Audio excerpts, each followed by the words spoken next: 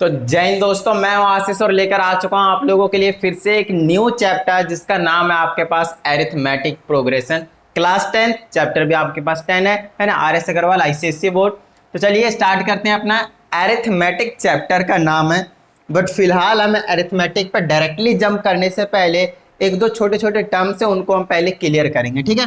तो सबसे पहले उसके सीरीज में आ जाता है सीक्वेंस और फिर आ जाता है उसके सीरीज में सीरीज ही। अब क्या कहानी है सीक्वेंस एंड सीरीज के, सबसे पहले हम उस चीज को समझ लेते हैं। आज ये जो वीडियो होने वाला है जहां पे आपको अरिथमेटिक के बारे में नॉर्मल सा एक इंट्रोडक्शन मिलने वाला है जो कि बहुत बहुत बहुत ही ज़्यादा इंपॉर्टेंट होने वाले हैं आपके पास फर्स्ट एक्सरसाइज के लिए, बोले तो 10A के लिए, जहाँ पे आप सॉल्व एग्जाम्पल भी हम कुछ बेसिकली डिस्कस करेंगे उसके लिए भी, और आपके पास एक्सरसाइज के लिए बहुत ज़्यादा इंपॉर्टेंट कंसेप्ट्स हैं। तो चलिए A to Z सारे कंसेप्ट्स आज आपको यहाँ पे क्लियर करवा दिए जाएंगे। तो सबसे पहले हम सीक्वेंस को समझते हैं। तो sequence is nothing but arrangement of number. समझिएगा, सीक्वेंस क्या आपके पास अरेंजमेंट ऑफ नंबर्स, ठीक है, but in a particular order. Arrangement of number in a particular order, ठीक है। अब इसका क्या कहानी है उस चीज़ को समझते हैं। एक मैं आपको छोटा सा एग्जांपल देता हूँ। अगर मैंने आपको बोला यहाँ पे 1 लिखा, यहाँ पे 4 लिखा, यहाँ पे 9 लिखा है ना, यहाँ पे आपके पास 16 लिखा, यहाँ पे 25 लिखा, यहाँ पे 36 लिखा। अब आपने ऑब्जर्व कर लिया होगा मैं लिख क्या रहा हूँ, है ना। एक पैटर्न को आपको ऑब्जर्व करना है और कुछ नहीं। एक पर्टिकुलर ऑर्डर देख रहे हैं वहाँ पे किस अरेंजमेंट में, किस पैटर्न में अरेंज किए गए हैं नंबर्स को। तो यहाँ पे जो मैं नोटिस कर पा रहा हूँ वो सारे के सारे वो स्क्वायर्स नंबर है, राइट, स्क्वायर नंबर है ना। मतलब अगर मैं एक नंबर n कह देता हूँ जो कि बिलोंग कर रहा है आपके पास इंटीजर से, तो आप सिंपली कह सकते हैं कि यहाँ पे जो n स्क्वायर है ना, n स्क्वायर है, पॉजिटिव वाले कह दीजिए, मतलब नेचुरल नंबर से कह दीजिए, इंटीजर नेचुरल नंबर कह दिया मैंने, यहाँ पे जीरो के इंक्लूड नहीं किया मैंने।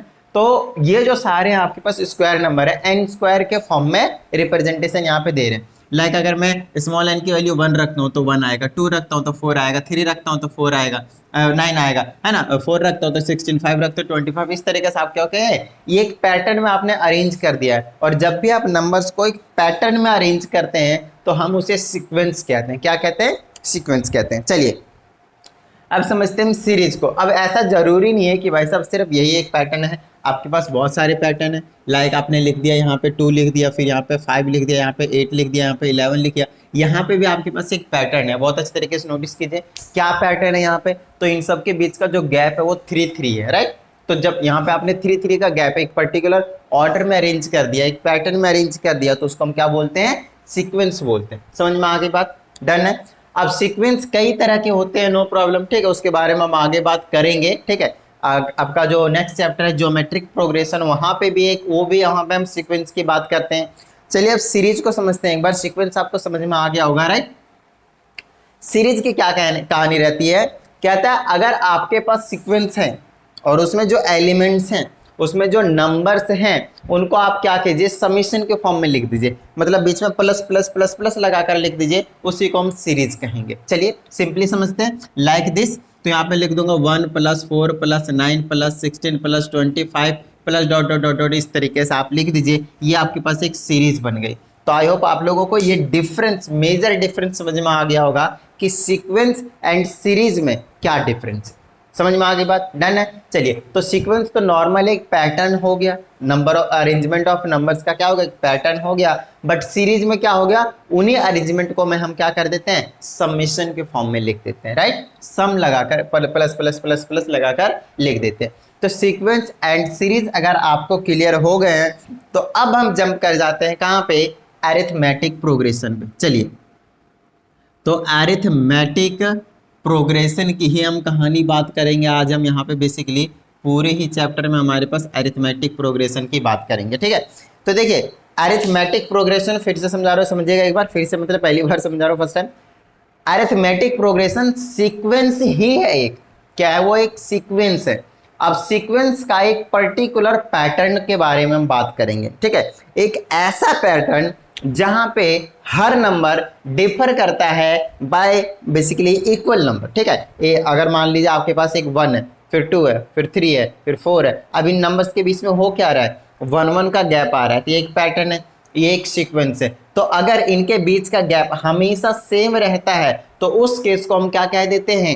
उस केस को हम कह देते हैं अरिथमेटिक प्रोग्रेशन। खत्म बात। अब समझिएगा, इस चीज को हम अरिथमेटिक प्रोग्रेशन नहीं कहेंगे, इस चीज को हम सीक्वेंस तो कहेंगे बट अरिथमेटिक प्रोग्रेशन नहीं कहेंगे। बात समझ में आ गई।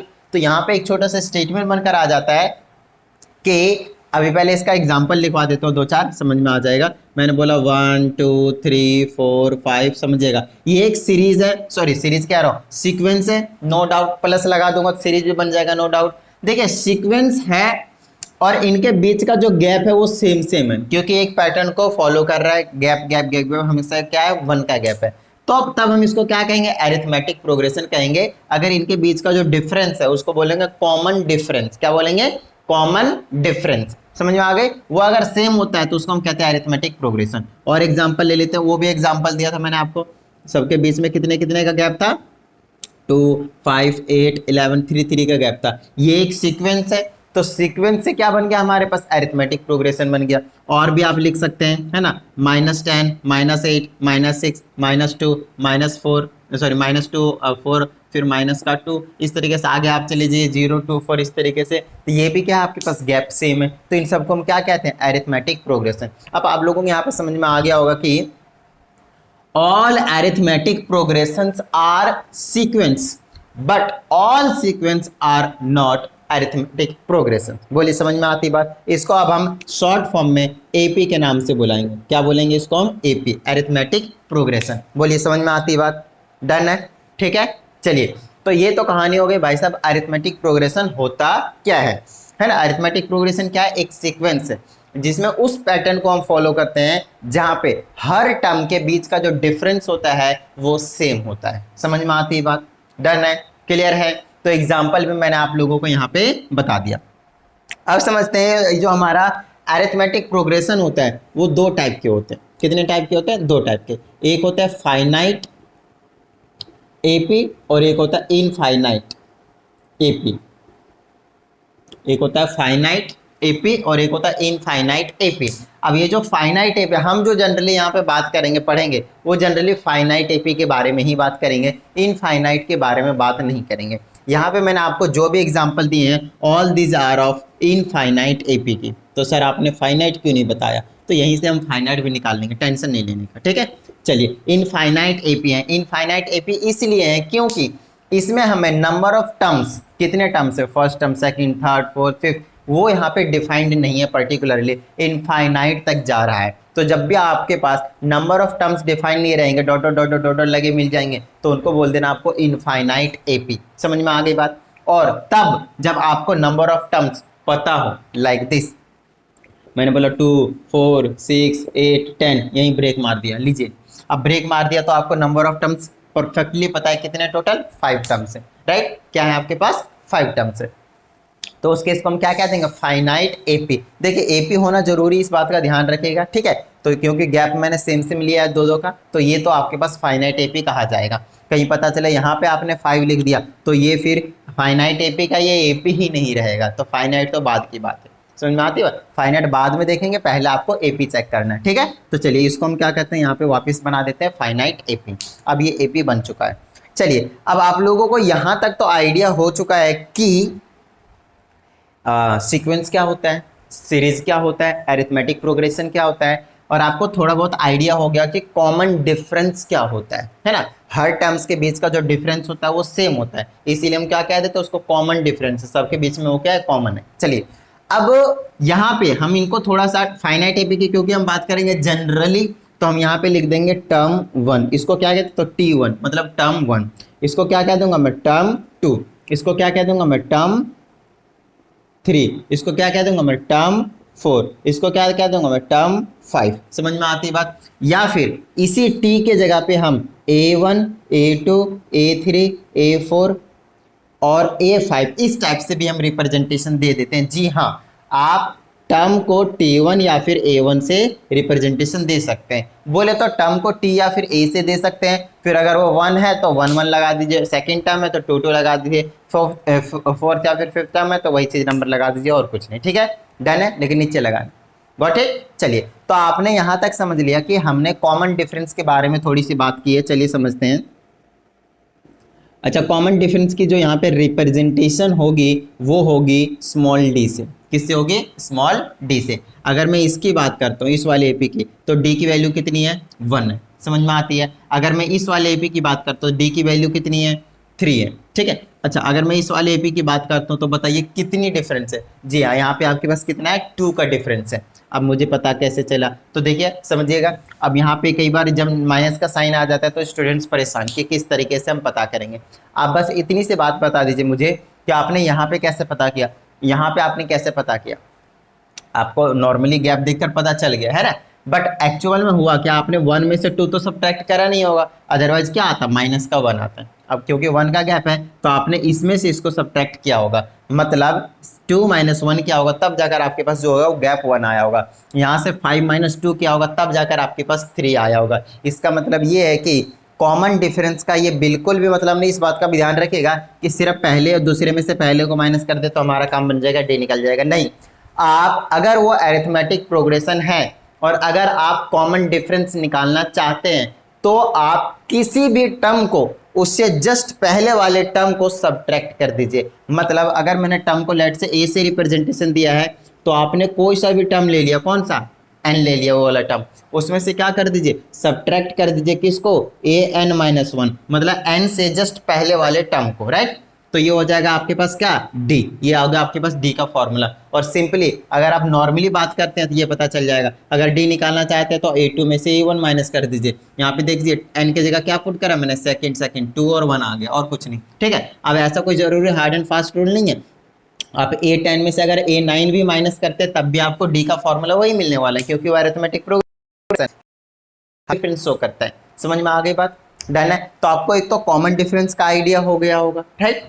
उसके बाद आपको एक तो टर्म्स की रिप्रेजेंटेशन मैंने आपको करवा दिया। यहाँ पे आपको ये समझ में आ गया कि टर्म्स को हम रिप्रेजेंट कैसे करेंगे, आइदर बाई टी और ए। समझ में आ गई बात? चलिए, अब इन दोनों में बड़ी कंफ्यूजन रहती है कि टी से करें या फिर ए से करें, तो घबराने की जरूरत नहीं है, मैं आपको समझाता हूँ अभी थोड़ा सा। ठीक है। आपके बारे में जो रिप्रेजेंटेशन दे रखा है वो जनरल टर्म के लिए टी एन को यूज़ कर रखा है। एक बार इसको नोट डाउन कर लीजिए प्लीज़। उसके बाद मैं इसको मिटाकर आपको थोड़ा सा और डिटेल में ले जाकर आपको चीज़ों को समझाता हूँ, ताकि किसी भी तरह का कोई भी डाउट नहीं रहना चाहिए। ठीक है।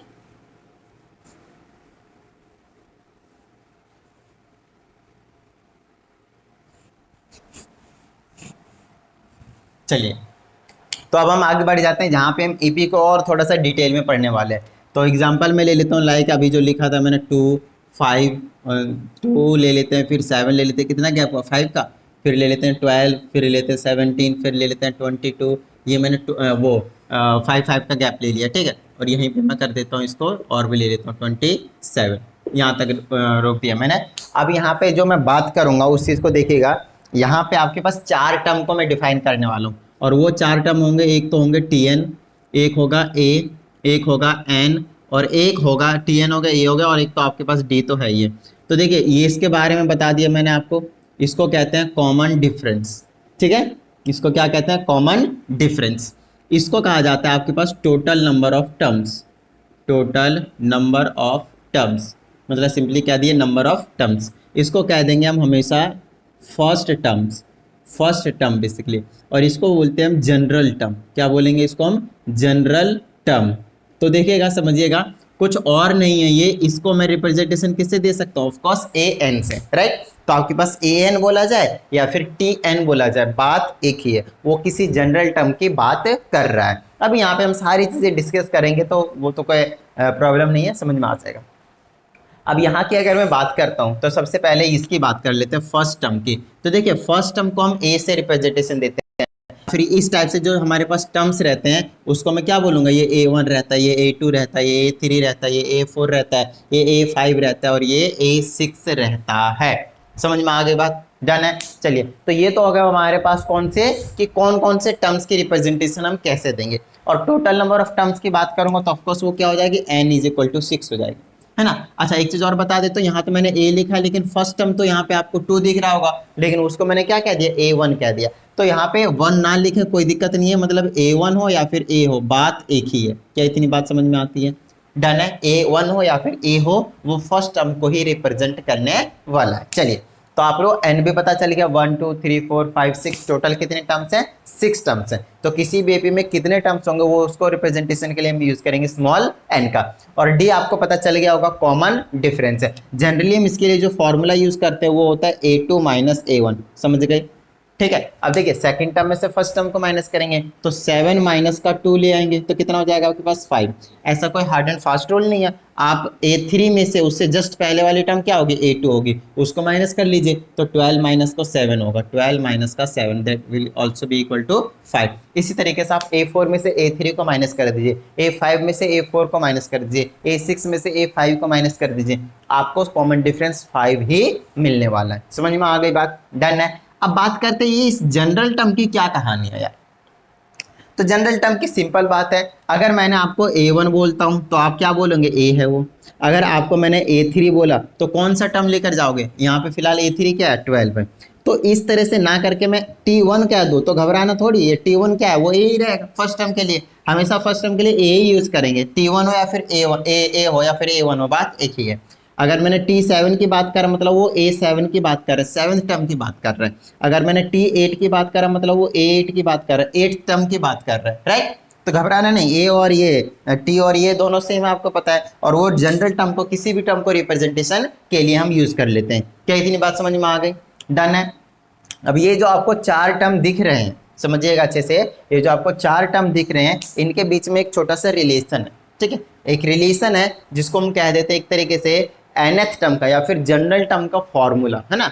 आपके पास एपी में कोई सा भी आपके पास अगर जनरल टर्म निकालना हो तो उसके लिए हम उस फॉर्मूले का यूज कर लेते हैं, और उसी को आपके में यहाँ पे एक थ्योरम बनाकर दिया गया है। तो समझिएगा, एक बार समझाते हैं उसको, एक बार फटाफट पहले इसको नोट डाउन कर लीजिए, गॉट इट। चलिए, तो इसको बहुत अच्छे तरीके से और समझने के लिए हम क्या करेंगे, आपको समझ में आ गया होगा इन 4 टर्म के बारे में। अब इन्हीं 4 टर्म के बेस पे हम समझते हैं कि आगे यार किस तरीके से हम इसको मैनिपुलेट करके एक छोटा सा फॉर्मूला निकालने की कोशिश करेंगे। कहता है अगर आपके पास एक एपी है जिसका फर्स्ट टर्म सेकंड टर्म बहुत सारे n नंबर ऑफ टर्म्स हैं, तो बताइए उसका जो अगर कोई जनरल टर्म होगा बोले तो Tn होगा, वो किसके इक्वल होगा, फर्स्ट टर्म प्लस में जितने नंबर ऑफ टर्म्स होंगे माइनस का 1 और उसको मल्टीप्लाई कर दीजिए d से, इसके इक्वल होगा। ये चीज़ आपको प्रूव करना है, ये चीज़ आपको प्रूव करना है, ये एक थ्योरम है समझ लीजिए, गॉट इट, ठीक है। तो जो ये क्या आपके पास जनरल टर्म है, इसको Tn कह दीजिए या फिर An कह दीजिए, बात एक ही है, ठीक है। चलिए, तो ये Tn is equal to a plus n minus 1 into में d, ये कहानी है इस फॉर्मूले की। तो इसका कई बार डेरिवेशन हो सकता है दे दे, बट जनरली नहीं देते, ठीक है। नॉर्मल सा डेरिवेशन है, कुछ डेरिवेशन नहीं है इसमें, समझिएगा। उसको डेराइव करने से पहले सबसे पहले हम क्या करेंगे, इसको समझने की कोशिश करेंगे ताकि वो जो डेरिवेशन है वो अपने माइंड में आप कर सके। तो समझिएगा, अगर मेरे पास यहाँ पे d था तो d कह रहा हूँ फर्स्ट टर्म था 2 था, तो 2 से 7 कब बना होगा, जब उसमें 5 ऐड किया गया होगा, समझिएगा, ठीक है। तो 2 से 7 तब बना जब आपने इसमें 2 प्लस का 5 कर दिया, 2 प्लस का 5 कर दिया, है ना, और कितना हो गया आपके पास 7 हो गया, गॉट इट। चलिए, अब यहाँ पे ये जो 12 है वो कैसे बना होगा, जब आपने सेकेंड टर्म में 7 प्लस 5 करा होगा, 7 प्लस 5 करा होगा, तब जाकर 12 बना होगा।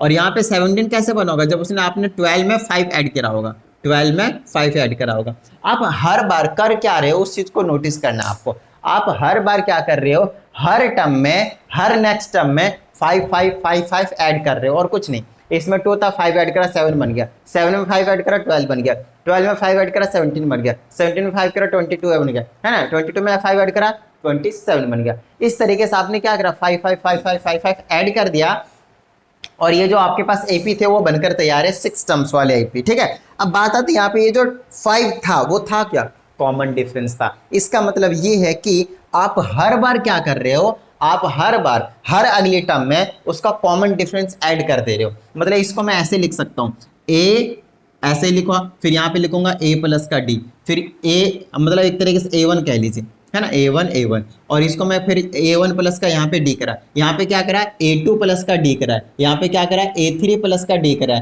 आगे क्या करोगे आप a4 प्लस का d करोगे, है ना। तो ये एक जनरल टर्म निकल कर आता है कि हाँ भाई, हर बार जो मैंने पैटर्न नोटिस किया है एक सीक्वेंस में वो यही है कि हर बार क्या करना है, आपको d को ऐड करते हुए चले जाना है हर नेक्स्ट टर्म में।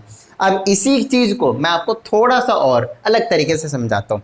मैं क्या चाहता हूं कि ये जो टर्म अलग अलग आ रहे हैं वो हर बार सेम रहे।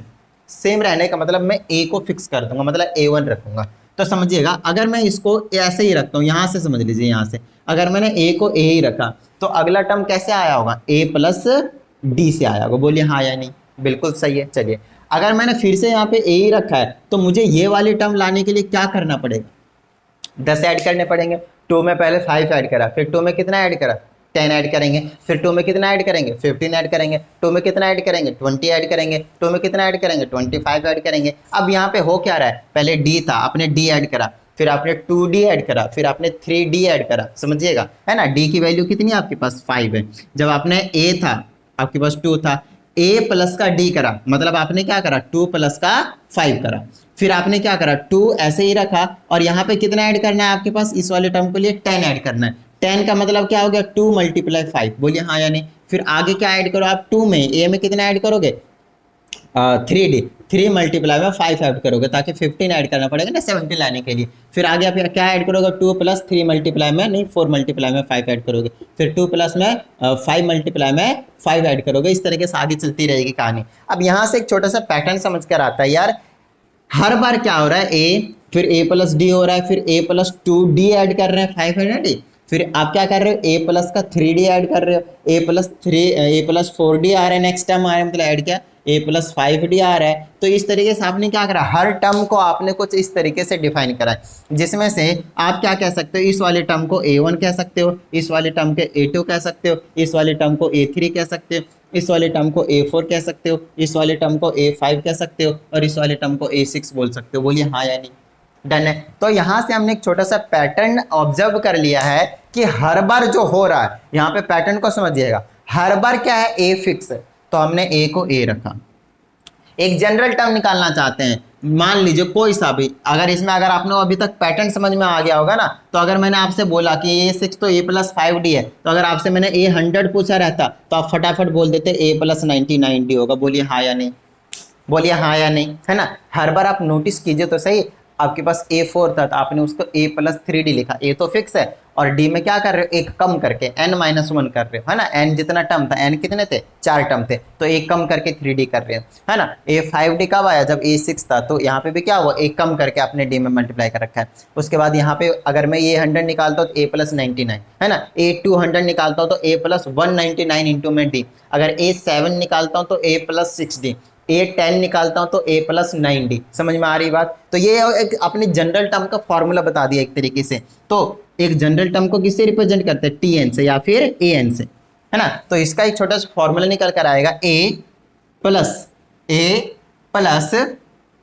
अब यहाँ पे जो नंबर होता है वो है क्या, जितना टर्म होता है, यहाँ पे कितने टर्म्स लिए मैंने, n लिए, उससे एक कम होता है। आप किसी भी पैटर्न को ऑब्जर्व करके समझ सकते हैं इसको। तो मैं यहाँ पे क्या लिख दूंगा, n-1, एक टर्म कम कर दिया, और मल्टीप्लाई किससे करना है आपको, d से। लीजिए आपने फॉर्मूला बना दिया।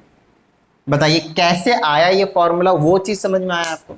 मेन चीज वही चीज है कि फॉर्मूला कैसे आया है, क्योंकि आगे जो हम यूज करेंगे ना, वो डायरेक्टली आपको सिर्फ A और D देगा।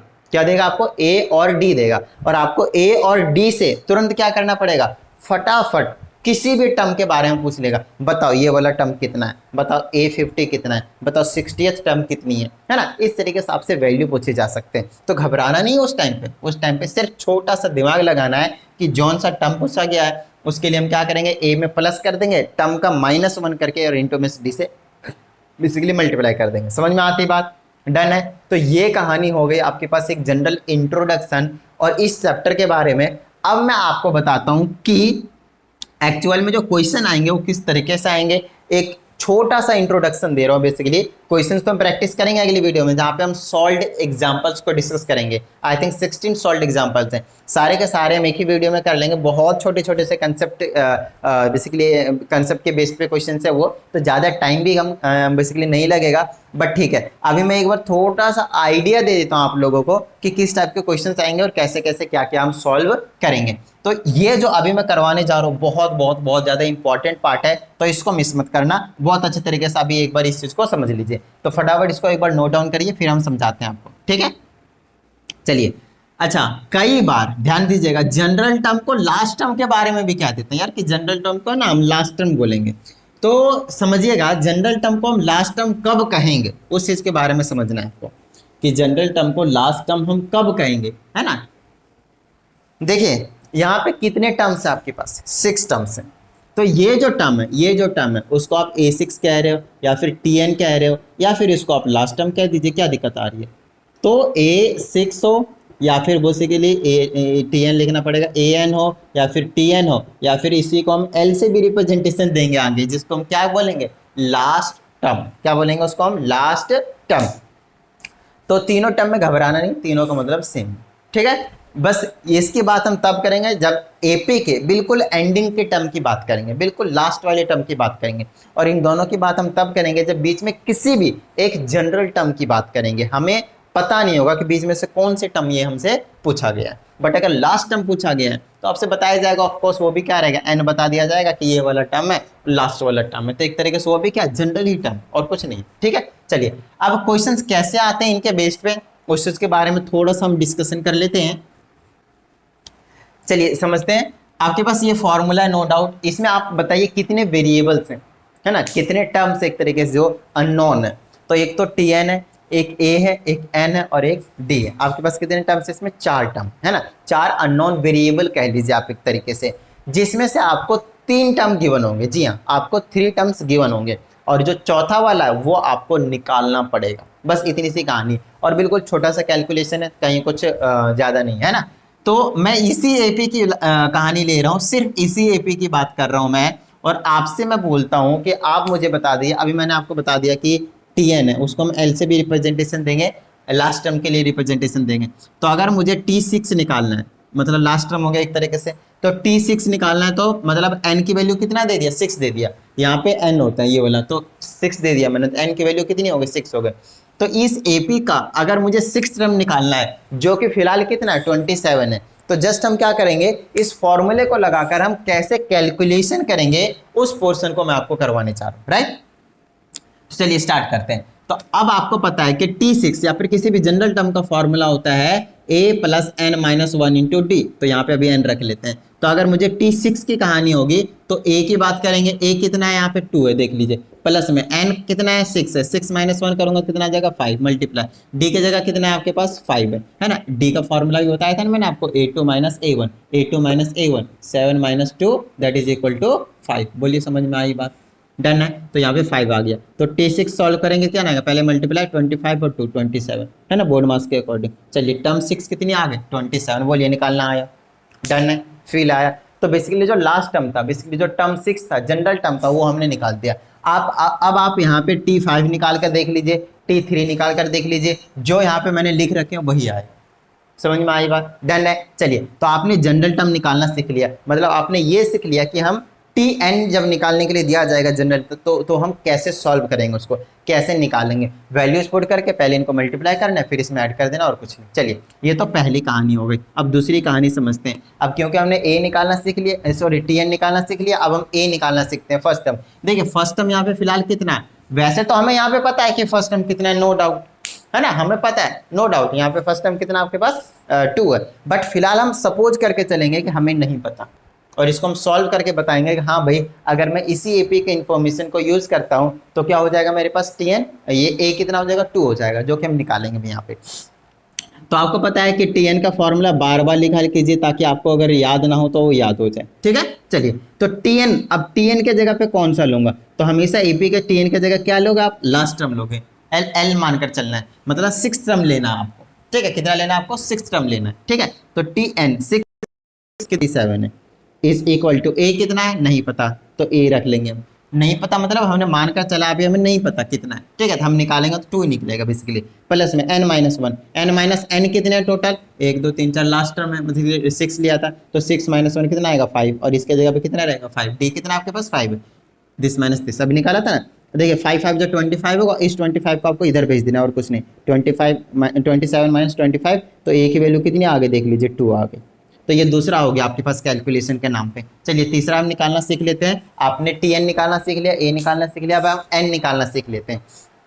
हमें नहीं पता कि कितने हैं आपके पास टर्म्स, कितने हैं नहीं पता, बट हाँ हमें इतना पता है कि जो लास्ट टर्म है, TN को हम बोला ना, अभी लास्ट टर्म भी बोलेंगे, तो लास्ट टर्म कितना है हमारे पास 27 है, तो 27 लेना है इज इक्वल टू ए आपके पास 2 है प्लस में n नहीं पता अपने को, और डी कितना है आपके पास, डी आपके पास 5 था। चलिए इसको सॉल्व करेंगे तो इस ए को पहले इधर लाना है, 27 minus 2 is equal to n minus 1 और इंटू में 5, ये आ जाएगा 25 is equal to n minus 1, इधर रखिए मल्टीप्लाई में रहता है तो इधर आ जाएगा डिवाइड में, इससे इसको कैंसिल कीजिए 5 आ जाएगा, तो ये आ जाएगा 25 और इज इक्वल टू में n माइनस 1, सॉरी यहाँ पे कुछ मिस्टेक हुआ, 5 है और ये -1 इधर आ जाएगा, तो आपके पास 5 + 1 इज इक्वल टू n आया, तो n की वैल्यू कितनी आ गई आपके पास 6 आ गया। तो डिपेंड करता है कि यहाँ पे आपने जनरल टर्म किसको माना है। अगर आपने फिफ्थ टर्म को माना होता तो आपके पास अगर आपने 22 लिया होता है इसके जगह पे, जनरल टर्म के जगह पे, तो आपके पास n की वैल्यू 5 ही निकल कर आती, नो डाउट, ठीक है। अब हमने कौन सा ले लिया, लास्ट टर्म ले लिया, तो आपके पास कितनी निकल कर आएगी, 6 निकल कर आएगी, जो कि यहाँ पे आपको साफ साफ दिख भी रहा है, राइट।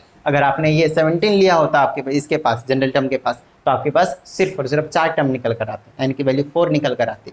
समझ में आती बात, डन है। तो ये बिल्कुल छोटा सा कंसेप्ट है, समझने की कोशिश कीजिए। चलिए अब हम 4 नंबर पे चले जाते हैं, जहाँ पे हम डी की कैलकुलेशन करेंगे, ठीक है। तो जनरल टर्म की जगह पे आप कोई सा भी टर्म ले सकते हैं, लेट से हमने इसको चूज कर लिया, जरूरी नहीं कि लास्ट टर्म, अभी हमने लास्ट टर्म बस मान लिया, एज्यूम कर लिया, तो 22 ले लेते हैं, तो 22 इधर रख देंगे, इस इक्वल टू ए के जगह 2 रख देंगे, प्लस n के जगह पे, n के जगह पे आपको लेना पड़ेगा 22 कौन से टर्म पे, फिफ्थ टर्म पे, तो ये आ जाएगा फिफ्थ -1, तो 4 आ जाएगा, और d नहीं पता तो d रहने देंगे, तो ये 2 इधर आ जाएगा, 22 माइनस का 2 और इज इक्वल टू में 4d, ये आ जाएगा आपके पास कितना 20 बच जाएगा, इज इक्वल टू 4d, 4 को इधर भेज दीजिए, 20 divided by 4 is equal to d, cancel कर दीजिए, कितना आ जाएगा आपके पास 5 आ जाएगा। बोलिए समझ में आती है बात, डन है। तो डी की वैल्यू कितनी आ गई 5, जो कि एक्चुअल में हमने यहाँ पे देख भी लिया है कि हाँ भाई उतना ही आ रहा था। बोलिए समझ में आई बात, डन है, फील आया। तो चलिए अगर आप लोगों को वीडियो अच्छी लगी हो तो भैया फटाफट वीडियो को लाइक कर दीजिए, और नए स्टूडेंट तो अपने चैनल को सब्सक्राइब करके बेल आइकन प्रेस कर लीजिए, और साथ ही शेयर कर दीजिएगा। तो प्रैक्टिस करते रहिएगा, मिलते हैं अगली वीडियो में, जय हिंद।